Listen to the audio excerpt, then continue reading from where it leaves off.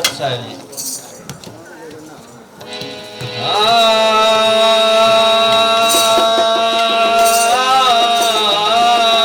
गुरुदेव की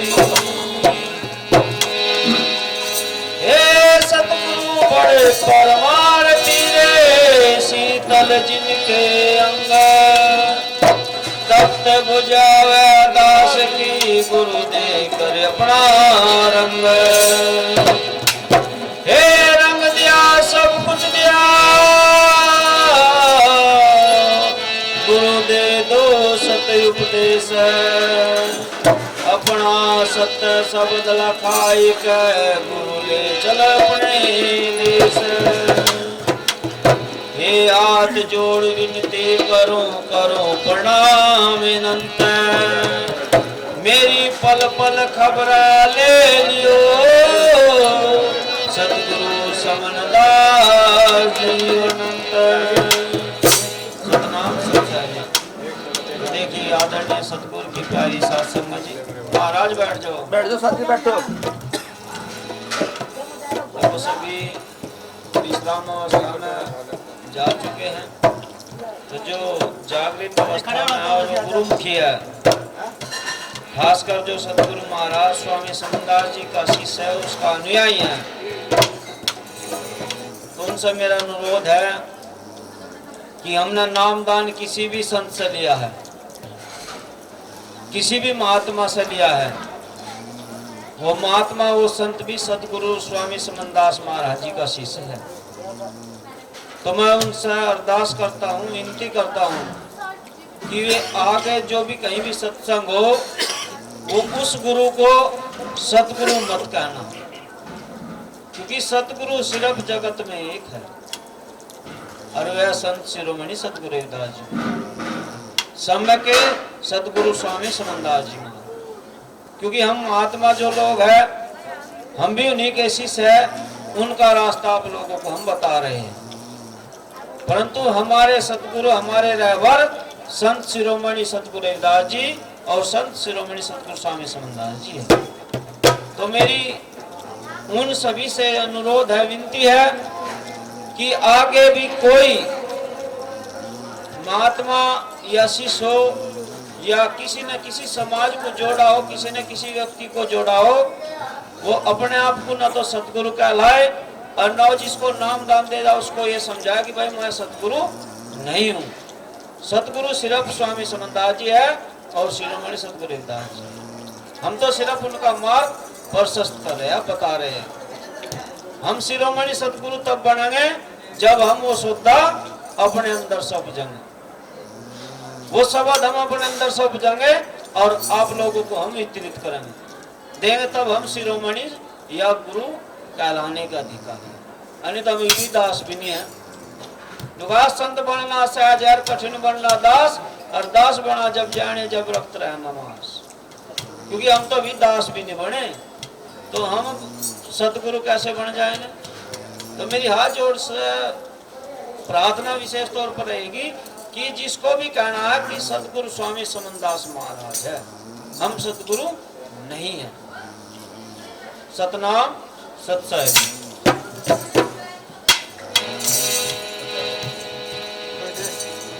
हे तेरा रोकने वाला ना जग में कौन चली जाए सुरता मगन भई हे तेरा रोकने वाला ना जग में कौन चली जाए सुरता मगन भई हे चली जाए सुरता मगन भई चली जाए सुरता मगन भई तेरा रोकने वाला जग में कौन चली जाए सुरता मगन भई चली जाए सुरता मगन भई चली जाए सुरता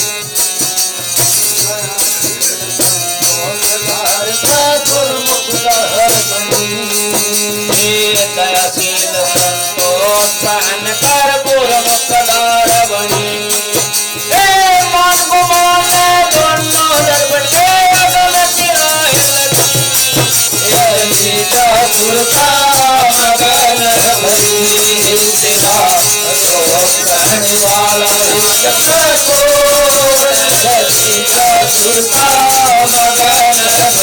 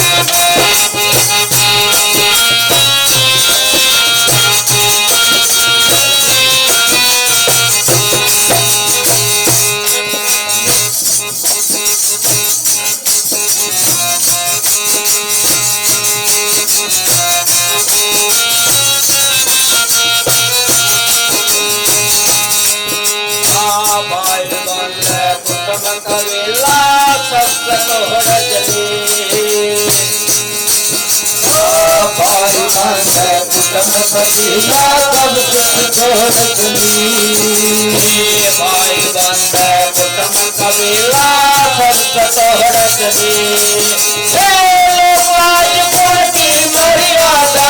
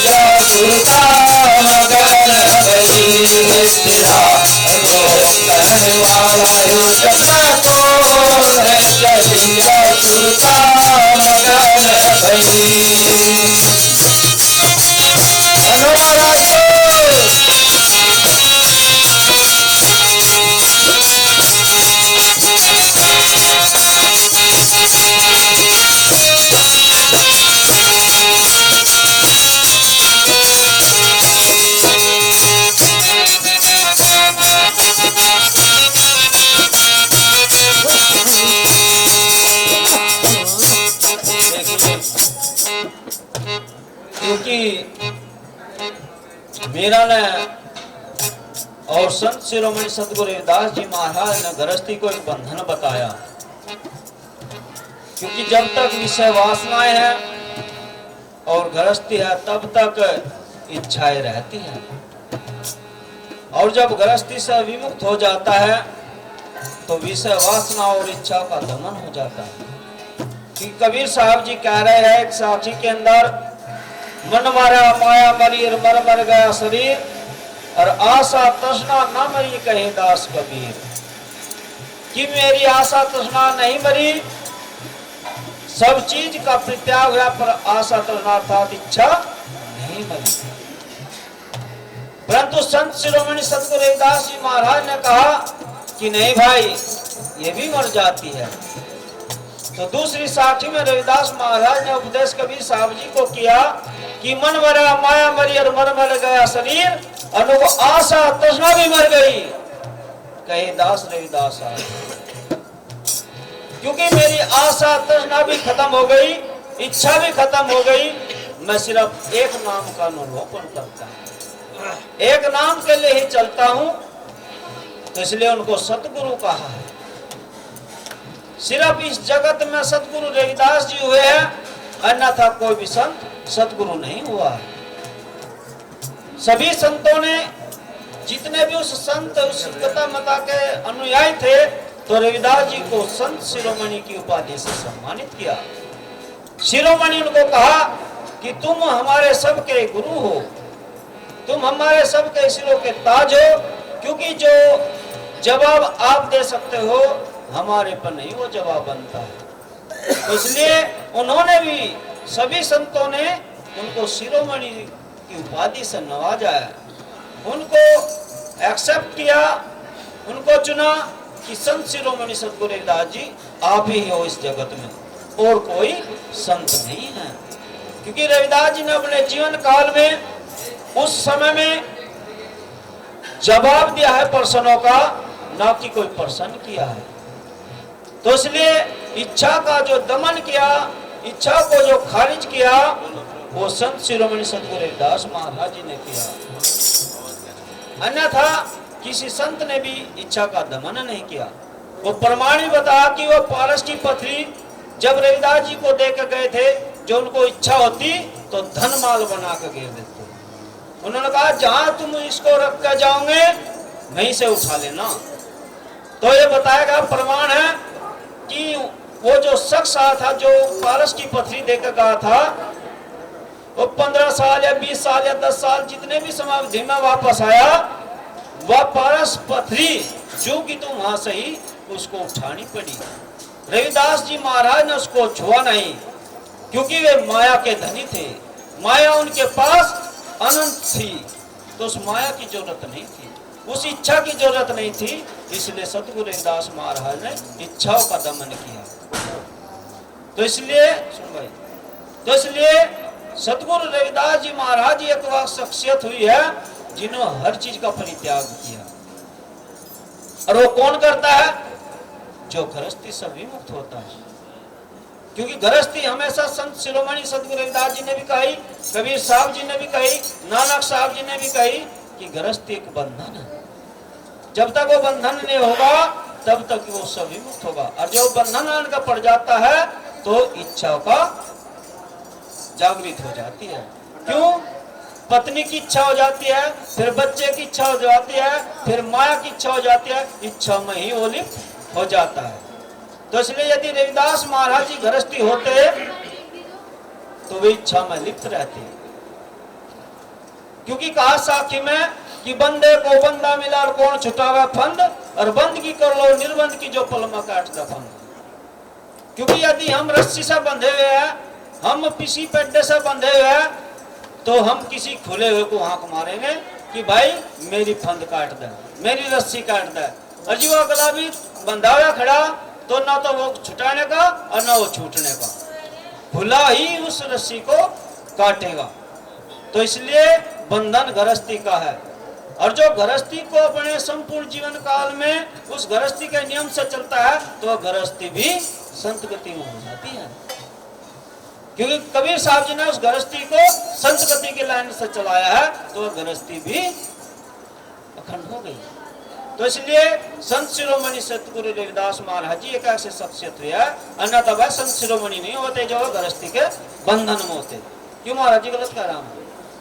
तो इसलिए रविदास जी को गृहस्थी कहना उनकी उस मर्यादा को ठेस पाना है। क्योंकि जिनके नाम का हम प्रचार कर रहे हैं।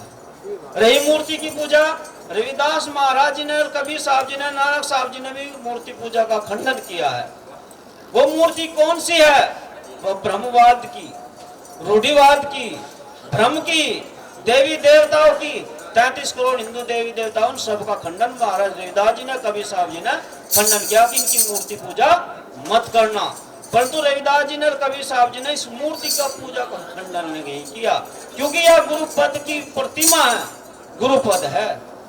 क्योंकि वाणी में कह रही है कि गुरु पद को बंदगी कर ले जो 2 दिन की जिंदगी है। वहां से वहां तक रोज चला नहीं। यहाँ आता कोई संगत या कोई संत या कोई महापुरुष है उनका तो नहीं बैठा, यह गद्दी लगी है, ये प्रतिचित्र यहाँ पर रखे हैं महाराज सतगुरु रविदास जी के, रखे है नहीं, तो यहाँ सजदा हो रहा है, यहाँ माथा टिक रहा है।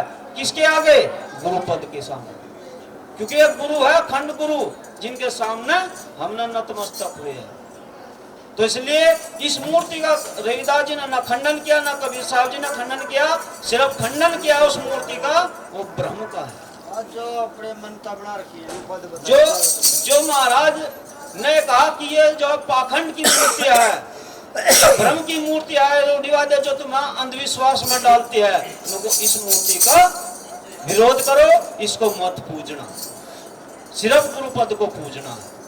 क्योंकि गुरु रविदास जी भी हुए, गुरु कबीर साहब जी भी हुए, गुरु नानक साहब जी भी हुए, सभी वहां पर अब अपने स्थानों पर। नानक साहब जी की भी मूर्ति का पूजा हो रही है, गुरु गोरखनाथ की भी मूर्ति की पूजा हो रही है, कबीर साहब जी की मूर्ति की पूजा हो रही है, रविदास जी की मूर्ति की पूजा हो रही है, कौन क्या हो नहीं रही है।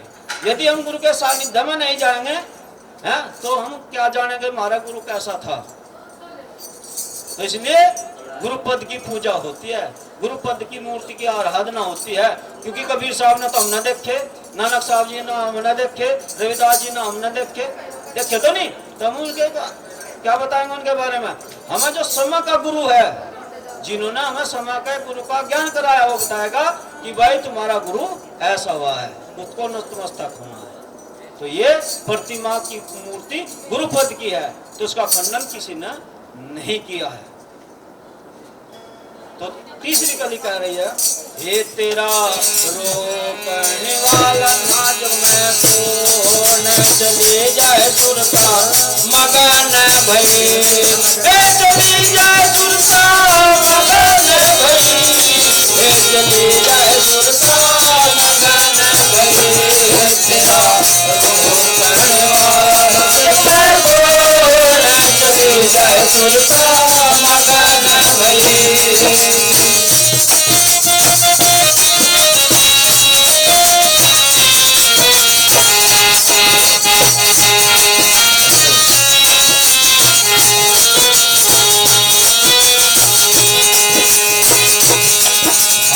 सोलह सिंगार बत्ती से अड़े मांग संदोर घड़ी,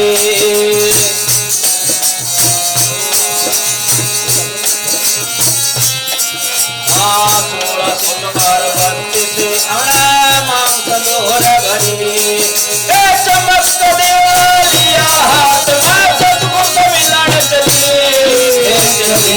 सुरता मगन भई, तेरा रोकने वाला कौन, चली जा सुरता मगन भई, चली जा सुरता मगन भई, चली जा सुरता मगन भई, तेरा रोकने वाला कौन, चली जा सुरता मगन भई।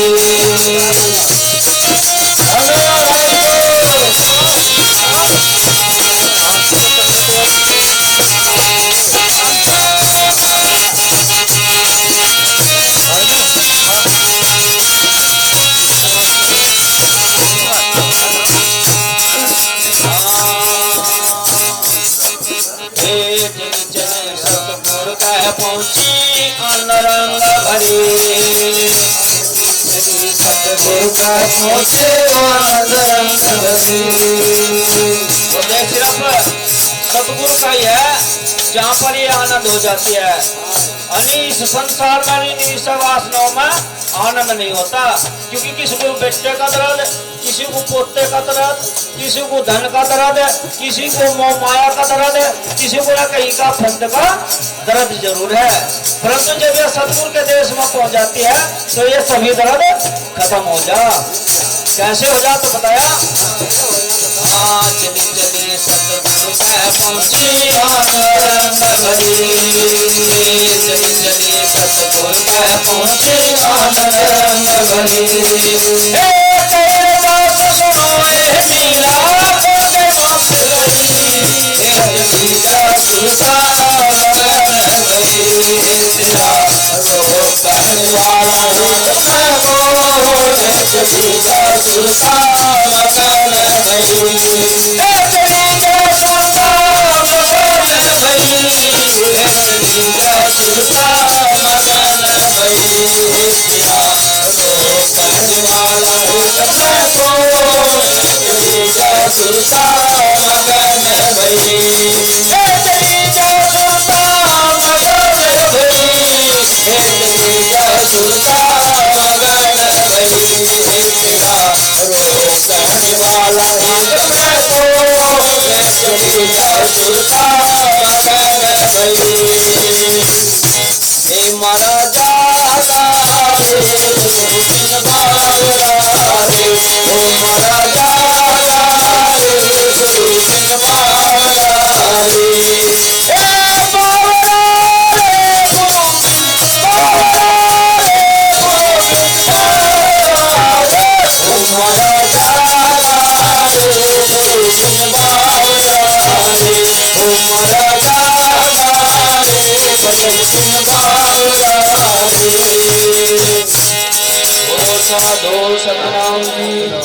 क्योंकि जो गुरु का सानिध्य नहीं करता, जो गुरुमुखी जीव नहीं होता, तो इस लक्ष्य 84 जीवनी में ही वो भटकता फिरता है। तो फिर चाहे उसको नाली में खसटो, चाहे झाड़ों में पुकरो, चाहे तेल में तड़वाओ, चाहे कुछ ही करो, सिर्फ इनका जो फास्टा कटता है वो गुरु के दरबार में कटता है। तो अभी आरती होने जा रहे हैं, सबको उठा दियो।